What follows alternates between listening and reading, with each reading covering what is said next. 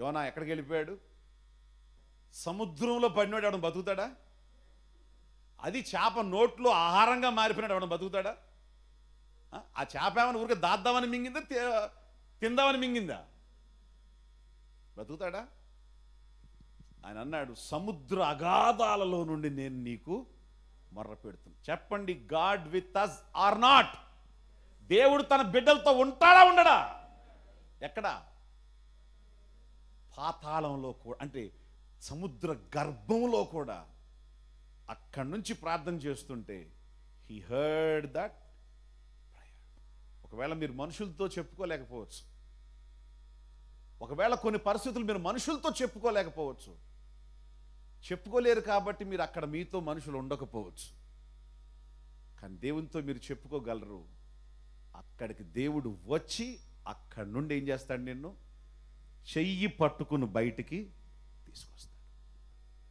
సముద్ర అగాధాలలో ఉన్నవాడిని తీసుకొచ్చి ఏ ఊర్లో అయితే సార్ వాక్యం చెప్పాలో ఆ ఊరికి వచ్చి కక్కిందంట.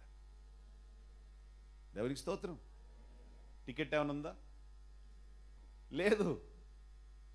దేవునికి స్తోత్రం. రేపు పేతురుని చంపేస్తారు. రేపు పేతుర్ని చంపేయటానికి తీసుకెళ్లి చెరసాల్లో పెట్టారు. 16 చతుష్టముల మధ్యలో ఉంచారంట. రేపు యోహాన్ని తలనరికి చంపేసినట్టు పేతుర్ని కూడా చంపేస్తారు. నేను ఈరోజు మీతో చెప్పే మాట, I was so inspired to speak this word. I don't know why, because ఏ సిచ్యువేషన్లో అయినా ప్రభు మనతో ఉంటాడు. రేపు చంపేస్తారంట పేతుర్ని. సారు జైల్లో ఉన్నాడు, నిద్రపోతున్నాడంట. ఎందుకు?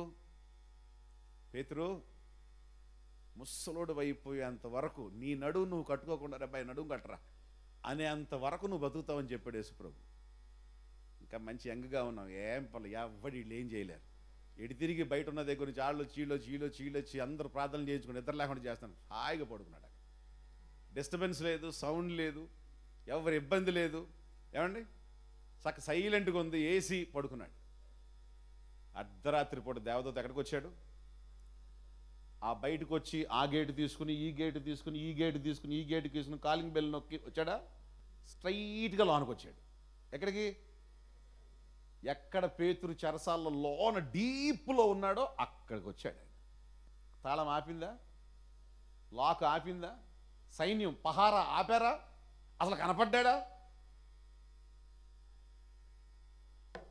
లేపి నడుం కట్టుకో అన్నాడు. కట్టుకున్నాడు. చెప్పులు వేసుకున్నాడు. పై వస్త్రం వేసుకో నన్ను వెంబడించు అన్నాడు. వెనకాల నడుస్తున్నాడు. ముందు వెళ్తుంటే ఏం చేస్తున్నాడు? Door open. Praise the lord. Go. ఆయన వెళ్తున్నాడు, ఓపెన్ అయిపోయింది అక్కడ డోర్. ఆడు నుంచున్నట్టే ఉన్నాడు అక్కడ. ఆడు తిరుగుతున్నట్టే ఉన్నాడు అక్కడ. ఆడికి దేవదూత కనపట్టలేదు, పేతురు రే కనపట్టలేదా? కనపట్ల. ఈయన మాట్లాడా వినపడదు వాడికి. అంతే. God with us. God with us. ఎక్కడా? ఏ మానవుడు లోనికి ఎంటర్ అవ్వలేనటువంటి చెరసాల్లో కూడా ఎవరు ఎంటర్ అయ్యారు? కంప్లీట్గా బయటికి తీసుకొచ్చేసి అన్ని డోర్లు దాటి వెళ్ళిపోయాడు. కంప్లీట్గా బయటకు తీసుకొచ్చి రోడ్డు మీద తీసుకొచ్చిన తర్వాత గో అన్నాడు. దేవదూత కనపడ. అప్పుడు చూసుకున్నాడు, ఎక్కడికి వచ్చాను నేను? బయటకు వచ్చేసాడు. చెప్పండి, దేవుడు మనకు తోడు. ఆయనకు ఒక పేరు పెడతావు. ఏమిటా పేరంటే, ప్రతి ఒక్కళ్ళు ఏ పరిస్థితుల్లో వాళ్ళు ఉన్నా దేవుడు ఇక్కడ కూడా నాకు తోడుగా ఉన్నాడు. ఎక్కడ నీతో మనుషులు ఉండలేరో, ఎప్పుడు నీతో మనుషులు ఉండలేరో, ఏ పరిస్థితుల్లో మనుషులు నీతో ఉండలేరో, సహాయం చేయలేరో, నీకు మేలు చేయలేరో, నీకు తోడుగా ఉండలేరో, అక్కడ కూడా, నా ప్రసంగం ఈ రోజుది కాదు, ఇది మీ జీవితాంతం గుర్తుండిపోవాలి ఈ మాట, అక్కడ కూడా నీకు తోడుగా ఉండగలిగినవాడు. God with us.